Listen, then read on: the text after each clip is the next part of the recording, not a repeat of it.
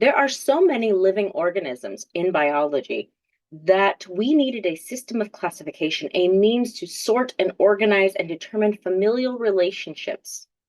Taxonomy is the study of this hierarchy. Know the classification levels. Domain is the most broad and general. There are 3 domains. This includes the 2 prokaryotic cell types and the eukaryotes. From here, each level below, kingdom, phylum, class, and so on, gets more and more narrow, more and more specific. At the very end, we see genus and species, and these 2 levels are what we use when identifying an organism. Homo sapiens, that's the genus and species name.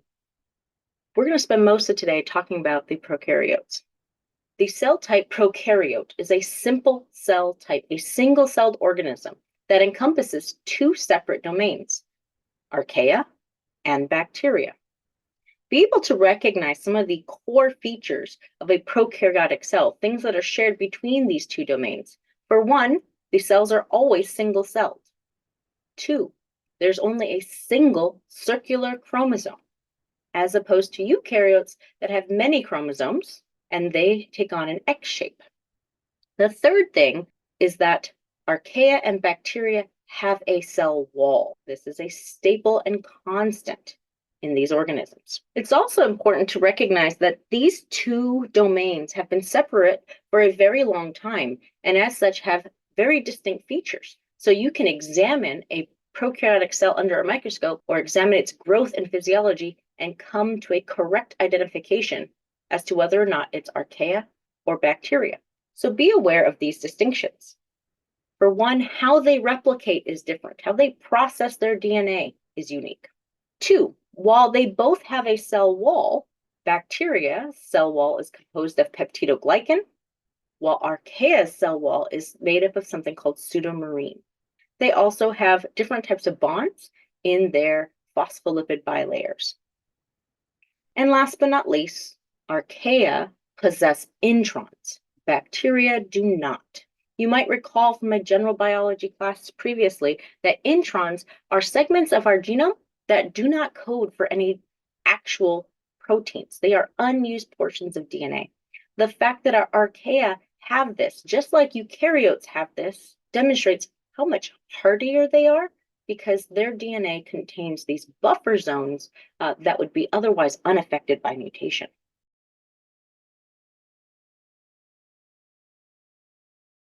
Within the prokaryotes, we'll spend much of our time discussing bacteria. Be able to recognize the 3 basic shapes that bacteria come in. The Latin roots bacilli, cocci, and spirilli are used to describe their shapes as rod, spherical, or spiral squiggles. Another thing to know is that bacteria can be further divided into 2 distinct groups, the gram-positive bacteria or the gram-negative bacteria. These terms come from how they appear at the end of a gram stain procedure. The gram stain is named after the scientist who devised this protocol, and it ultimately separates out the bacteria into 2 groups based upon their cell wall components. Gram-positives happen to have a very thick layer of peptidoglycan, many layers of peptidoglycan, and so they retain a purple coloration upon the stain's completion. Gram-negatives contain peptidoglycan, but they include only a few layers of peptidoglycan, and as such, they do not retain the dark purple dye. And so when we do a gram stain protocol, we are doing a differential stain technique that can separate out bacteria as either purple or red. I like to think about the gram stain in terms of the 3 Ps. P for peptidoglycan, that's what we're staining. P for purple, if you are P positive. Doing this test is really important in a laboratory setting because it immediately identifies half the bacteria that your unknown organism could be, but also it tells us a lot about whether we can treat with antibiotics or which antibiotics we must rely upon, as many antibiotics target peptidoglycan. So those bacteria that are gram-positive are much more easily treatable because the antibiotics will break down peptidoglycan, and as they rely so heavily on peptidoglycan for their structural integrity, losing this disrupts their structural component, and these cells basically implode upon themselves. The gram-negatives tend to be more antibiotic resistant because their structural integrity comes from some other protein in their cells, and so removing peptidoglycan is not enough to kill them outright. A few other specialized structures I want to highlight are endospores. Endospores do not occur within all bacteria. In fact, only genuses Clostridium and Bacilli are able to produce these. Endospores are internal spores that are essentially these very durable coats around DNA and ribosomes and some base ATP. And the idea here is that these structures are not alive in the moment. And as such, they can exist for a very, very, very long time, hundreds of years, undisrupted. They cannot be cooked, dried out further, or targeted by antibiotics or disinfectants. And this makes them highly resistant. What we can see here in the slide is the green endospores that are emerging as a result of the bacteria exhibiting stress. It's kind of an escape pod of genetic material. And the idea is when the circumstances changes, when the environment becomes more favorable, that endospore can become vegetative. It can basically hatch or wake up, and out emerges a brand new bacteria that has since survived whatever onslaught or environmental catastrophe had befallen its ancestors. The last two structures I want to highlight are toxins. Know the difference between an endotoxin and an exotoxin. Endotoxins, that prefix tells us that they are inside the bacteria, inside the bacterial cell wall. Endotoxins are interesting and unique because they themselves, as part of a living bacteria, cause no harm or foul. However, when you kill the bacteria, these toxic structures are released, and that causes harm to the body. A good way to think of this is to liken it to asbestos in our building walls. In the 1950s, we learned that asbestos was anti-inflammatory, a flame retardant. And so we built hospitals and city halls and school structures with asbestos in the walls. As long as that asbestos stays in the walls, there is no harm, no foul. It is great, and the building is essentially fireproof. However, 1950s was a long time ago, and what we're seeing is now we are starting to renovate and update these 50, 60-year-old buildings, and when construction crews break into the building walls, they are releasing particleized asbestos, and when that gets into their lungs, it causes cancer. Okay? So asbestos is kind of like an endotoxin. As long as it's undisrupted in the cell wall, it's fine, but once it is released because of the breakdown of the parent organism or wall, it is problematic. Exotoxins, on the other hand, are from living bacteria, and they are released. They exit the cell as part of the normal bacteria's life cycle and metabolic process. Exotoxins can be acids or lethal factors or swelling factors. The idea here is they elicit a large immune response, and the sooner we can rid ourselves of the living bacteria, the better off our patient will be.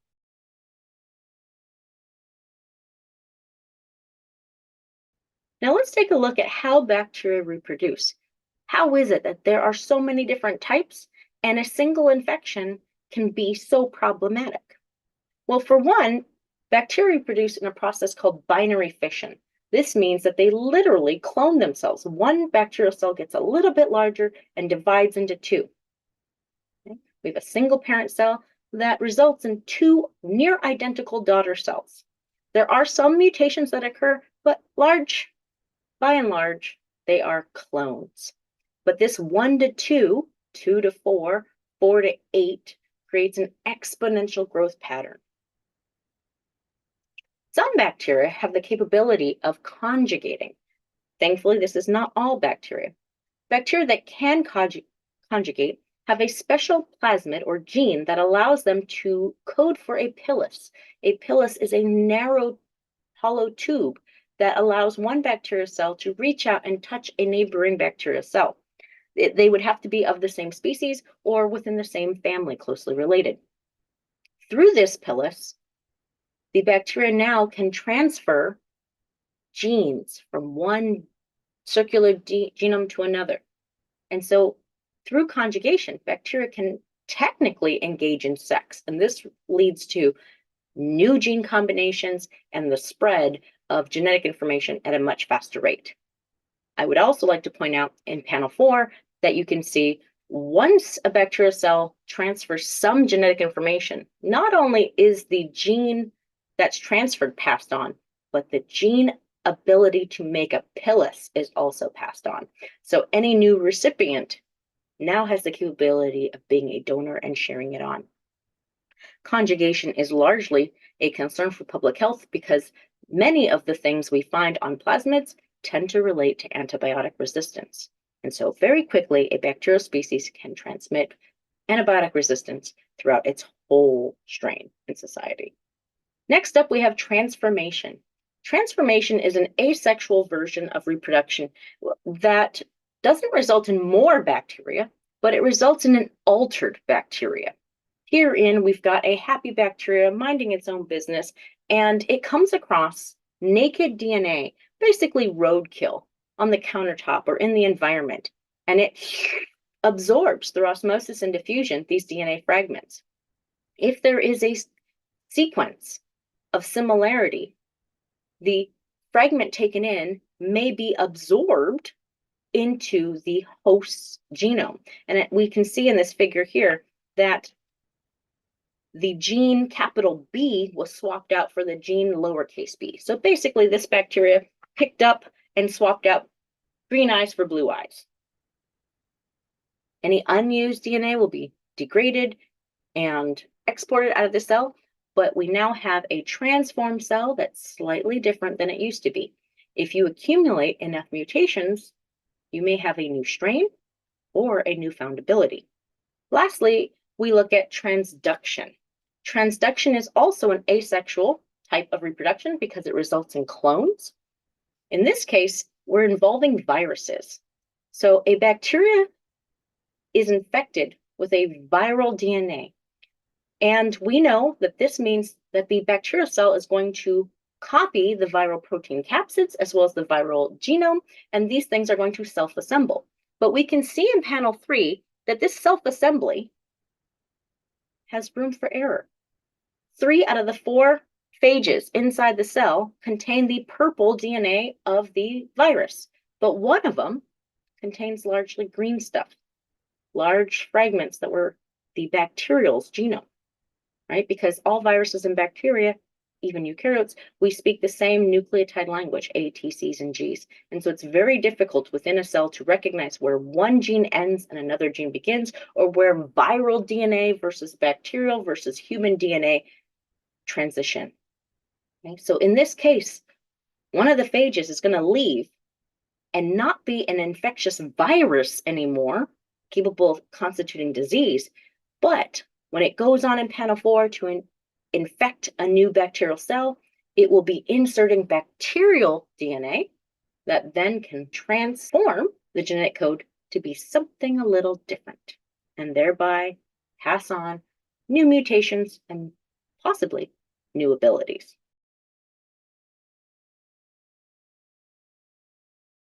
Now, when we discuss bacteria, that not all bacteria are bad. Many bacteria are considered symbiotic. We live with them. The human body is home to 1,200 species of bacteria that are good for us. In fact, we call them normal microflora, microscopic flowers. They protect us by occupying niches in our bodies that pathogens might otherwise attach to and infect. These bacteria also produce acids and antibiotics as a means of outcompeting their own competitors. And by having them present, we can keep ourselves safe from pathogens. Another thing I want to point out is that there's a number of nutrient resources that we ourselves cannot digest. And so it is the symbiotic bacteria that live within us that enable us to break through cellulose of our vegetables and fruit and thereby gain access to the vitamins and minerals we desperately need in roughage like kale and apples. Okay? So the good stuff we call microflora. The bad stuff we call pathogens. Okay? Pathogen, any microorganism capable of causing disease. And I do want to point out that even symbiotic bacteria can give rise to complications. And in this case, we want to highlight the term opportunistic infections. Relationships can change. Opportunistic infections describe a scenario whereby infection by this particular microorganism would never occur if you were a fully functioning host. But under the right conditions, perhaps when the body's immune system is impaired or unable to fight, the presence of that bacteria might become pathogenic, at least for a time. When we examine human disease, we tend to look and reflect upon levels. Know the different thresholds here. The first level is an endemic level. Endemic means this is a standard level of disease. This is the norm. This is constant. It is always present at this low-lying amount. Flu is largely endemic. You can get a summer cold, you can get a winter cold. Epidemics of flu, like flu season, occur when more cases than the norm happen simultaneously. In the figure here, what we're seeing is an average amount of cases being somewhere between 2 and 4. That's our endemic level. And we're also seeing a section where we've got way more cases than that, and that's our epidemic level. Thresholds for endemicity or epidemicity are done by departments of health in each environment. And a pandemic is simply an epidemic of global proportion. So how do we get these infections? Right? Now, the transmission types I'm about to describe don't only refer to bacteria. It can hold true for fungi, protists, as well as viruses. Well, they basically come in two forms, direct versus indirect. Direct transmission means that you were in close proximity to the person who was infected. You could almost trace it back and be like, I definitely got it from Susan. Right? Direct transmission usually involves droplets, water droplets. So close, intimate proximity within 3 feet of each other from continuously shared air or water or food or other bodily fluids. Indirect transmission means there's some sort of middleman. That middleman may be a non-living surface, like a fomite, a desk, a tissue, money. It could be a non-living reservoir, like water or soil, or it could be a living organism, which we call a vector. Okay? A couple things to distinguish this. The fomite is a non-living surface that you go to, right? I'm going to go to a desk. I'm going to go pick up that tissue. I'm going to go grab that money. Vehicle transmission refers to a non-living reservoir that brings the pathogen to you. So the river right now is nice and clean, but should there be an efflux of E. coli in it and it flows downstream, that would be an example of vehicle transmission. Vectors are living organisms like mosquitoes and ticks. These are things that come to you and feed on you and thereby deposit a pathogen, potentially. Airborne transmission also gets nested in the indirect transmission because these virus or bacterial particles are so small that they can persist in the air for much, much longer than they would if they were droplet transmitted, which means they can hang out in the air for hours, maybe even a day. And so we consider this indirect transmission because we don't know who sneezed or coughed or just spoke in that area yesterday. You may not have a direct link to the person who started the epidemic.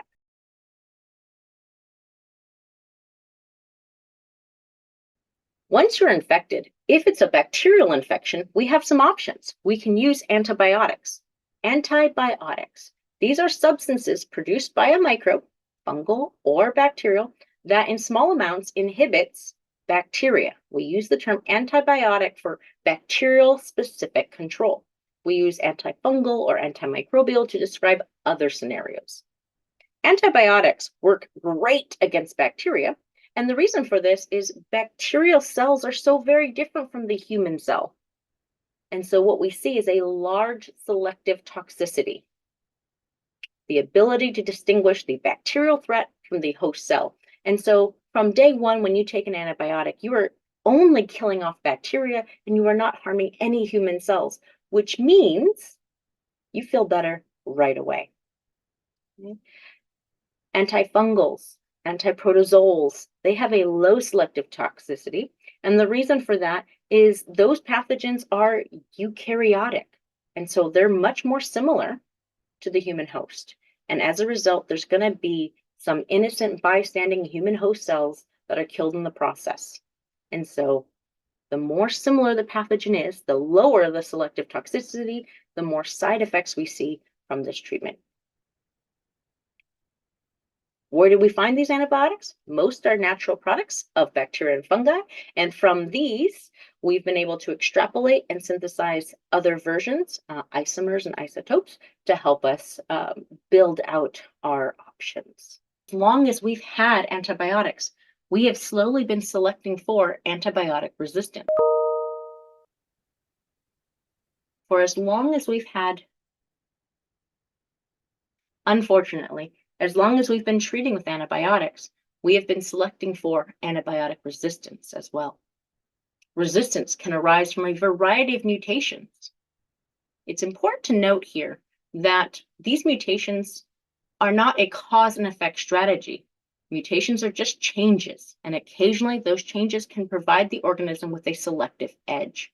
The problem here, in terms of public health, is that often these resistance genes are on plasmids, and they can be moved between bacteria for what we know as a horizontal gene transfer, not just a vertical transfer. Vertical meaning it goes between parent and child. So be able to recognize the story that we're telling here, how the mutation exists before the antibiotic. And when the antibiotic is used, it will kill susceptible bacteria. And by chance, should one survive, it will then reproduce and create more bacteria just like it, potentially having that same mutation. Over time, this will lead to an evolution or a change in the population as we know it.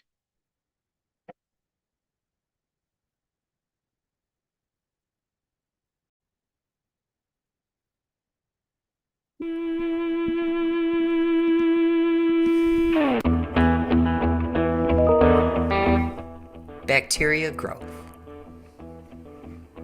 Bacteria are those one-celled prokaryotic organisms that live almost everywhere, including in your digestive tract.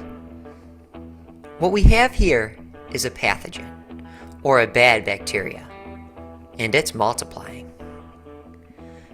Bacteria reproduce asexually, and some multiply at an alarming rate. Bacteria grow exponentially, and some double every 20 minutes. If we examine the graph, we see that after just 160 minutes, what started as one bacteria has become 256 genetically identical cells.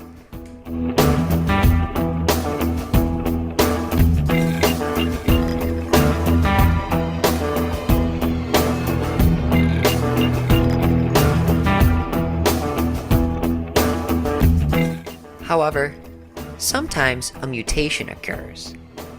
A mutation is a change in a gene or a chromosome. Mutations can be beneficial to bacteria.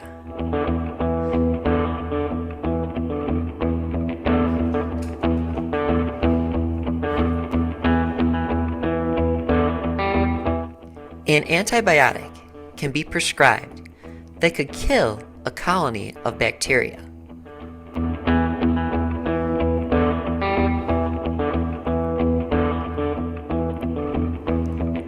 But our mutated cell might survive the antibiotic,